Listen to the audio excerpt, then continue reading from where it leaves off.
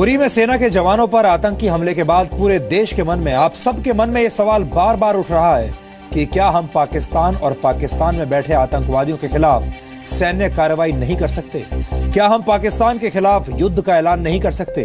क्या हम पाकिस्तान की परमाणु बम की धमकी से हमेशा ऐसे ही डरते रहेंगे? क्या हम पाकिस्तान को जवाब देने के लिए सिर्फ कूटनीतिक रास्तों पर ही चलेंगे, सिर्फ बैठकें करते रहेंगे, बातचीत करते रहेंगे? लोगों के मन में ये बात भी आती है कि भारत इतना मजबूर क्यों है? कहते हैं कि कूटनीतिक रास्तों पर चलने से कई बार मंजिल मिल तो जाती है, लेकिन उसमें बहुत वक्त लगता है और अब शायद देश इतना इंतजार नहीं कर सकता। हालांकि आपको यह भी समझना होगा कि पाकिस्तान के साथ सीधा युद्ध और आतंकवादी ठिकानों पर हमला भारत के लिए एक मुश्किल फैसला क्यों हो सकता है। बहुत सारे लोग आपको बिना सोचे समझे ये कहते हुए आज मिल जाएंगे कि भारत को हमला कर देना चाहिए, भारत को पाकिस्तान के साथ युद्ध छेड़ देना चाहिए। लेकिन ये बहुत सोच समझकर फैसला करने का वक्त है। हमें बहुत सोचना होगा और समझदारी से काम लेना होगा। इसलिए हमारा ये फर्ज है कि हम आपके सामने जो आंकड़े हैं वो पेश करें और आपको ये भी बताएं कि अगर युद्ध होता है तो उस स्थिति में क्या होगा और भारत के लिए सबसे अच्छा विकल्प कौन सा होगा।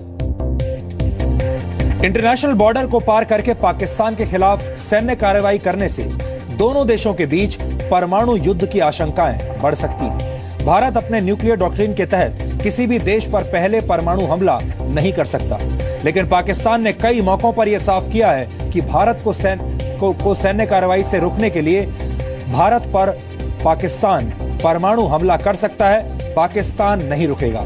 पाकिस्तान एक आत्मघाती देश है जिसके पास मरने और मारने के अलावा कोई दूसरा काम नहीं है। इसलिए हो सकता है भारत एक बार को समझदारी से भी काम ले, लेकिन पाकिस्तान समझदार देश नहीं है और वो कभी भी न्यूक्लियर बटन दबा सकता है।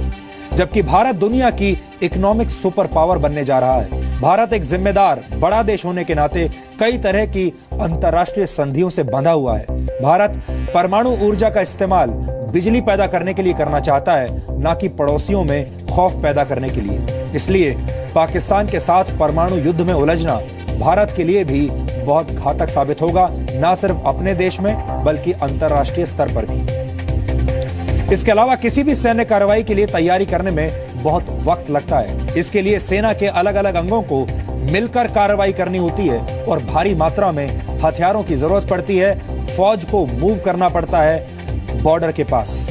इस वक्त भारतीय सेना के पास तोपों की कमी है और भारत अपनी एयर डिफेंस सिस्टम पर भी काम कर रहा है। जबकि पीओके में सैन्य कार्रवाई करना बहुत आसान विकल्प नहीं है, क्योंकि पीओके एक दुर्गम इलाका है और सिर्फ पीओके से आतंकवादियों का खात्मा करके पाकिस्तान की जिहाद फैक्ट्री पर पूरी तरह ताला नहीं लगाया जा सकता। हालांकि इसके बारे में सोचा जरूर जा सकता है।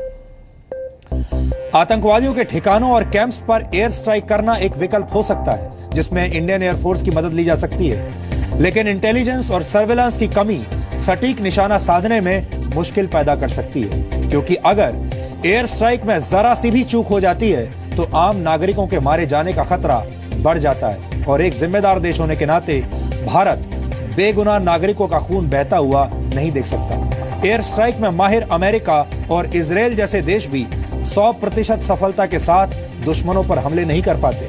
और आपने देखा ही होगा, अफगानिस्तान, सीरिया, इराक और गाजा में हवाई हमलों में कई बार आम लोग, निर्दोष लोग और नागरिक मारे जाते हैं। परमाणु हमला किसी देश को मिनटों में तबाह कर सकता है, लेकिन कूटनीतिक तौर पर किए गए हमले पाकिस्तान को बार बार तिल तिल कर मरने पर मजबूर कर देंगे। अगर इंटरनेशनल मॉनेटरी फंड और यूनाइटेड नेशंस जैसे अंतर्राष्ट्रीय संगठन पाकिस्तान के खिलाफ प्रतिबंध लगा देंगे तो पाकिस्तान की अर्थव्यवस्था बुरी तरह चरमरा जाएगी और पाकिस्तान के लिए आर्थिक रूप से खड़े रहना और भी मुश्किल हो जाएगा।